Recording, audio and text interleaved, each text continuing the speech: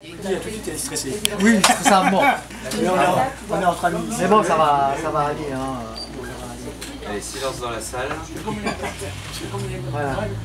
Donc les membres du comité et les bénévoles sont heureux et heureuses de vous accueillir dans la ressource heureuse de l'Étoile. Donc je me présente, je vous appelle Delbar Patricia, je suis la présidente de l'association Récissoli, ayangeoise de naissance et de résidence maintenant, avec un bon maire.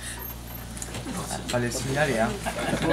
Actif depuis des années dans le monde associatif de la région, tel que les Emmaüs ou la Croix-Rouge. C'est un réel plaisir de réaliser en quelque sorte un rêve. Ça, je l'avais depuis longtemps, depuis en travaillant et en voyant les gens qui cherchaient toujours à s'habiller. C'était cher, c'était cher, c'était cher. Voilà. Et à service des plus défavorisés. Mais pas que. Un petit rappel. La règle des 3 R, c'est réduire, donc la consommation, réutiliser et recycler. C'est ce que nous faisons. Tu veux une chaise? En allant chercher... Ouais. Tu veux une chaise? En allant chercher dans les conteneurs, on les trie, on garde le meilleur pour la musique pour faire fonctionner tout ça, et le reste on le recycle. Voilà. J'ai pas compris.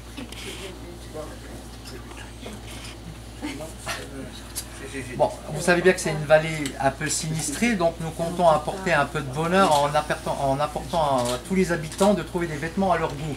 Donc je pense que vous avez eu le temps de regarder un peu ce qu'il y a.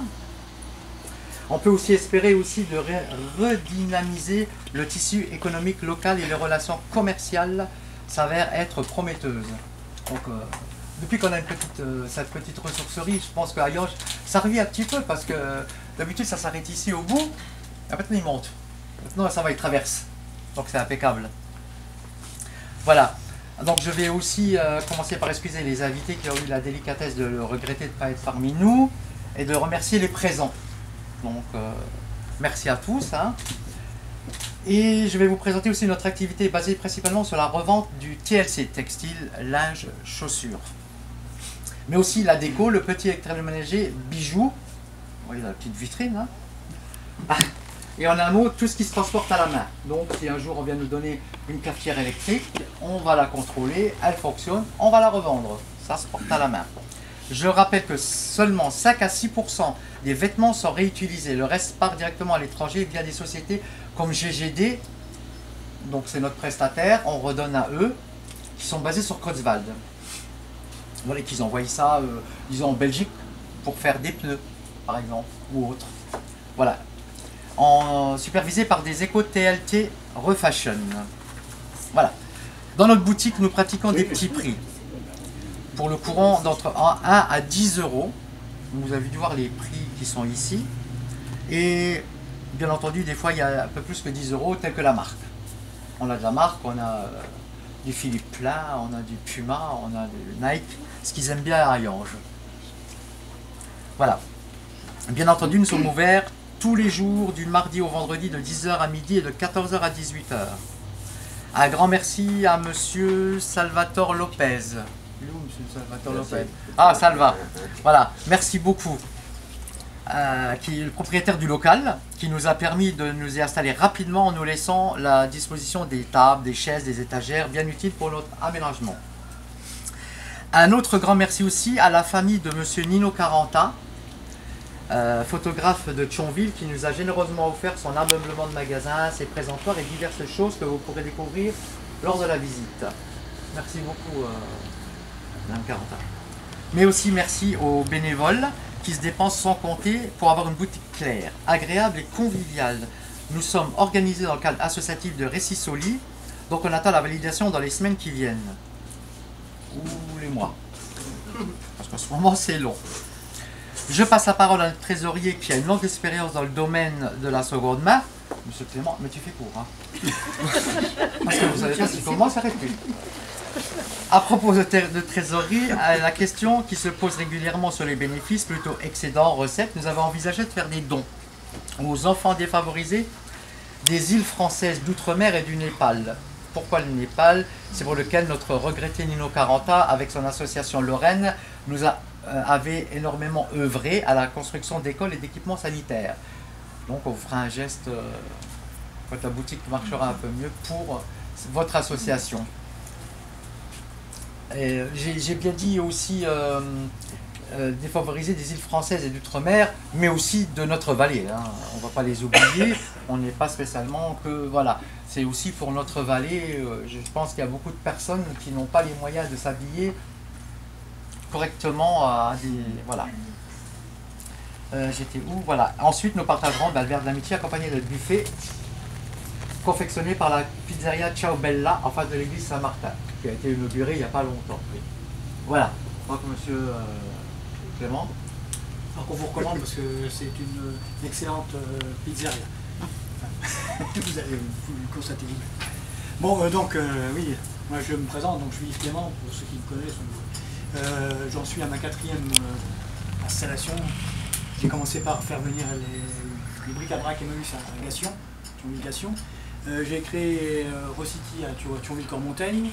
J'ai fait le site Donon, enfin non, j'ai pas fait. J'ai initié le site donon.org. Alors j'ai l'impression qu'il y en a beaucoup qui ne connaissent pas encore. Le site donon.org, c'est comme le Bon Coin, sauf que c'est gratuit. Si vous avez quelque chose à donner, vous le mettez en ligne et puis les gens viennent vous chercher. C'est quand même très très efficace. Vous ne connaissez pas ce... donc la présidente de l'association Récit Solis, Patricia Delbar, vient nous parler de la boutique La Ressourcerie de l'Étoile, avec en fond la légende amérindienne du colibri de Pierre Rabhi. Alors, je ne sais pas si vous connaissez Pierre Rabhi, c'était un agroécologue qui a développé la légende amérindienne du colibri. Alors rappelez-vous, légende amérindienne du colibri, si vous trouvez sur internet, c'est l'histoire du petit colibri qui va chercher de l'eau pour éteindre le feu, alors que le toucan qui est à côté lui dit mais t'es pas un peu fou de faire ça là, c'est négligeable ce que tu fais. Je prends ma part. Et nous, dans notre cas humaniste, on est là pour prendre notre part au bonheur, à l'amélioration du cadre de vie. Elle vous a expliqué les grandes lignes de ce qui sera l'activité de notre commerce, de cette bonne ville d'Ayange, sous le regard de la Vierge. Alors, je me suis aperçu que on la voit d'ici. Ouais. On vient d'en voir aujourd'hui, alors que ça fait 2 mois, 3 mois qu'on est là. Vous voyez, elle est juste au-dessus. L'église Saint-Martin, alors aussi, l'église Saint-Martin, pour ceux qui connaissent, Saint-Martin c'était un légionnaire romain qui a coupé sa cote en 2 pour la donner à un pauvre, et qui est devenu évêque de Tours. C'est quelqu'un aussi qui représente la solidarité. Et puis, bien sûr, on a le haut fourneau qu'on voit en bout là-bas, les hauts fourneaux, le pâtural, qui ont été aussi les signes d'une certaine richesse de la vallée il y a quelques années. Alors là, je suis un petit peu, peut-être un peu excessif, mais vu d'Ayange, et vu d'ailleurs, Ayange apparaît comme une dirty old town. Enfin, si vous connaissez la chanson Dirty Old Town, non, ça vous dit rien, c'est une chanson anglaise. Dirty, c'est sale, old, vieille ville sale, mais qui a été du temps où la sidérurgie exerçait. C'était quand même pas très joli, mais bon, elle est devenue quand même une ville quand même maintenant comme commerçante. Et très propre. Très propre. Oui. Hein, nous, comme on vient de Thionville, on voit quand même que c'est une belle ville, c'est devenu une belle ville. Quand on a connu il y a 20, 30, 40 ans ce que c'était.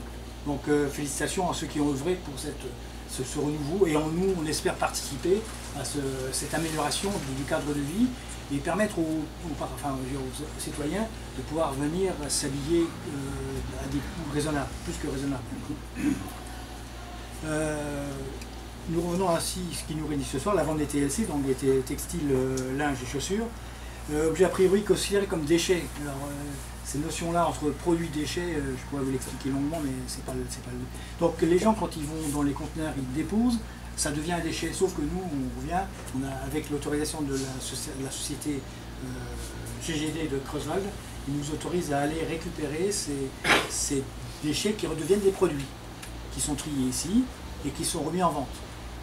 À des prix, alors, ceux qui n'ont pas vu, on a des tarifs qui sont affichés, ça va de 1 à 10 €, hein, sauf pour ce qui est particulièrement des marques, des choses un peu extraordinaires.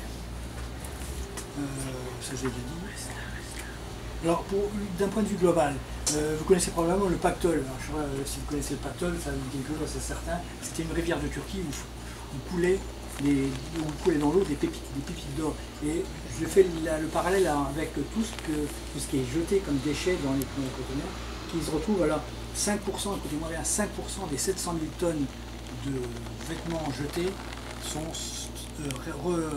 revalorisés en France. On dit 95% qui part. C'est quand même un peu aberrant, c'est-à-dire que de voir de telles choses tout ce qui est là, ça vient du Congrès, hein. On ne cache rien, c'est pas...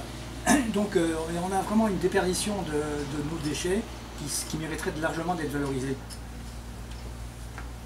Ça, je l'ai dit. Alors ce qu'il y a, c'est que, je ne vais pas vous rentrer dans les détails techniques, mais on a une structure régionale qui s'appelle le CIDELON, qui est chargée de gérer ces déchets-là. Et malheureusement, les élus qui en font partie sont bien absents ce soir, à part on doit citer donc, le maire d'Ayange, la représentante de la maire de Neuchef, on a aussi la maire de Nilvange qui s'est abstenue. Sinon tout le reste, puis le maire de Florence aussi qui s'est abstenu. Sinon tout le monde, on a l'impression que tout le monde s'en fout. C'est-à-dire qu'on laisse partir à l'étranger des pépites qui permettraient quand même largement d'augmenter le niveau de vie des citoyens. Alors j'ai pris une statistique qui date d'il y a très longtemps. En moyenne, chaque ménage avec 2 enfants dépense, écoutez-moi bien, 185 € en moyenne par mois pour l'équipement d'habillement. 185 €. On peut considérer qu'ici, s'ils viennent pour s'habiller pour l'équivalent en volume, ils vont dépenser 35 €. Autrement dit, chaque mois, cette famille-là peut gagner 150 €. Imaginez ce que ça représente, 150 € pour des ménages qui sont SMIC. Les gens sont... C'est quand même extrêmement important. Et donc je suis toujours un peu dubitatif devant le fait de voir qu'on laisse partir autant de déchets qui sont en réalité des produits. Oui, ça je l'ai dit. Alors, je remercie aussi ce que j'appelle les activistes qui œuvrent. Alors, ils ne sont pas beaucoup. En plus, c'est des femmes parce qu'ils sont plus intéressés par le vêtement. La Francine qui rigole. Non, mais moi, ça ne m'intéresse pas. Moi, ce qui m'intéresse, c'est d'apporter quelque chose de plus d'un point de vue commercial, d'un point de vue social, d'un point de vue humanitaire.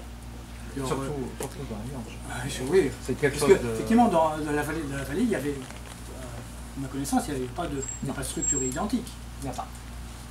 Mais la Croix-Rouge à Nilvange, mais oui, dans un autre registre. Oui, mais c'est pas... C'est-à-dire que c'est arrivé aussi que des gens qui viennent dans nos magasins se disent on a le droit avec leur dire est-ce qu'on n'a pas la carte. En réalité, ici c'est ouvert à tout le monde. On ne se fait pas de distinction entre les gens. Comme chez Emmaüs. Hein, mais il y a encore cette réticence à rentrer dans une boutique. On avait aussi quelqu'un le jour qui était là qui disait moi je viens, j'achète, mais il faut le dire à personne parce que c'est pas bien, c'est pas classe d'aller. Mais en réalité, on a quand même une évolution en particulier chez les jeunes. Les jeunes ils viennent de plus en plus dans les recycleries, dans les ressourceries et dans les friperies. Donc ça se développe. On entend beaucoup de gens qui nous disent ah ben c'est bien qu'il y a ça sur Ayange. C'est un peu pareil, il y a 20 ou 25 ans. On avait presque honte d'aller dans les Lidl, vous vous rappelez? Au début, c'était considéré comme un magasin de pauvres. Oui. Et maintenant, voilà, tout le monde va au Lidl, Aldi, Norma, il n'y a pas de difficulté. Dernière anecdote qui s'est passée il y a une dizaine de jours, un homme, c'est pas pour juger la personne, on me dit que c'est probablement un SDF. Non, c'est pas SDF, je sais pas. Un homme d'une soixantaine d'années. Il est venu, alors je peux vous dire qu'il était dans un habillement assez déplorable. Il est reparti, il a dépensé près de 100 €. Vous imaginez, 100 € ici, parti. Donc il est parti avec 2 sacs. C'est beaucoup pour nous. Hein. Il avait quand même au moins 15 kg de vêtements. Vous imaginez. Ouais. Donc il était habillé pour plus que pour l'hiver. Hein.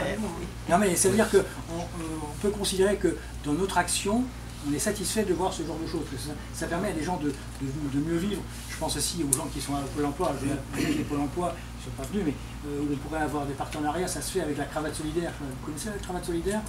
De nom. C'est une structure associative qui permet à des gens de venir s'habiller parce que c'est pas facile déjà de trouver les bons vêtements et de trouver le conseil qui va avec. Si, vous pouvez venir que si quelqu'un vient pour se faire habiller, il se fait habiller sans problème. Hein. Il y a des spécialistes, hein. Il faut les garantir. N'est-ce pas?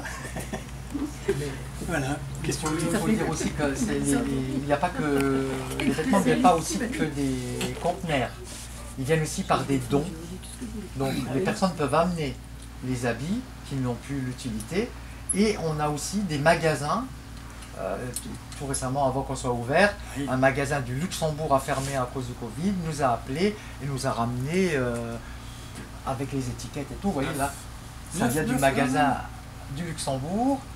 Voilà. Je ne sais pas ce que ça représentait, mais je peux dire que j'ai... Ça représentait beaucoup parce qu'une robe, là, ce que j'ai sur moi, franchement, j'ai vu le prix, elle était à 98 €. Voilà, c'est pas moindre quand même. Donc ça veut dire que ce produit-là va se retrouver ici. Et c'est neuf, à 10, 15, 20 euros. Voilà. Alors je dirais une règle qui vaut ce qu'elle vaut, mais je dirais, on peut considérer que le produit coûte ici, ça est vendu à peu près à 10% de sa valeur neuve. Je dis quand même, c'est pas négligeable, c'est pas quelques pourcents, c'est vraiment une différenciation très importante. Voilà, ben, merci pour votre écoute, et puis on va partager ces parties. Merci. Je suis heureux aussi de Monsieur le Président de la nouvelle association des commerçants de Hayange qui organise demain sa première braderie. J'espère que le temps va se maintenir et qu'on aura du monde. En tout cas, félicitations aux bénévoles. Madame l'adjointe de notre chef aussi, merci d'être présent. Et puis à vous tous. En tout cas, moi je suis ravi d'inaugurer cette boutique de seconde main, on peut l'appeler comme ça, de recyclerie de seconde main. C'est vrai que des fois on ne peut pas imaginer ce que les gens jettent à la poubelle. Des vêtements qui sont encore de très bonne qualité, que ce soit bon, des chaussures, des vêtements, du textile. Et tout ça ici est revendu à un prix très faible pour garantir à des personnes qui sont dans le besoin. Vous savez, à une période, on disait que c'était uniquement les classes populaires ou très populaires, les gens les plus pauvres. Mais maintenant, on a même au niveau des classes moyennes, des gens qui ont du mal à finir les fins de mois. L'augmentation du gaz, de l'électricité, etc. Toutes ces augmentations, voire de la taxe intercommunale, la taxe foncière. Donc je crois que cette boutique a toute sa place sur Hayange, et je reprends les paroles un petit peu du trésorier. Hayange a vécu les 30 glorieuses, la belle époque, dans les années 70. D'ailleurs, tout le monde se rappelle de monsieur André David, le tailleur, qui avait la boutique Marx dans la rue Foch. D'ailleurs, je le vois après-demain, il vient de fêter ses 100 ans, vous imaginez, un siècle, il vient de fêter ses 100 ans. Et alors, il y avait beaucoup d'argent, les 30 glorieuses, beaucoup de travail avec la sidérurgie. Les façades un petit peu noircies, mais bon, voilà, il y avait du travail. Et là, on sent un nouveau souffle qui est en train d'apparaître sur le centre-ville, avec des promoteurs qui rachètent les vieux bâtiments, qui refont également les façades. Des commerces, certes, des fois qui ferment, mais d'autres commerces qui ouvrent, parce que les modes de consommation également ont changé pour les nouvelles générations. Et Internet, les centres commerciaux, etc., Amazon, ne sont pas là pour faire du bien aux petits commerçants. Donc en tout cas, félicitations aux bénévoles. La ville de Hayange est bien évidemment à vos côtés, que ce soit par le service communication pour vous faire la publicité. N'hésitez pas également peut-être à venir participer et faire connaître votre association dans les fêtes organisées par la ville. Et puis le 15 juin, ce sera la fête de la musique. Alors nous, on la fait toujours un samedi soir, dans le centre-ville de Hayange, avec des orchestres devant tous les bistrots, donc à partir de 18 h le samedi, donc 15 juin. Voilà, félicitations à tous, et puis on aura l'occasion de se revoir aux prochains événements, où ma porte est toujours ouverte en mairie s'il y a besoin de quelque chose. Voilà, et je tiens également à remercier Denis, qui est le frère de la présidente et qui est également bénévole, que je connais depuis de longue date. Voilà, merci à vous.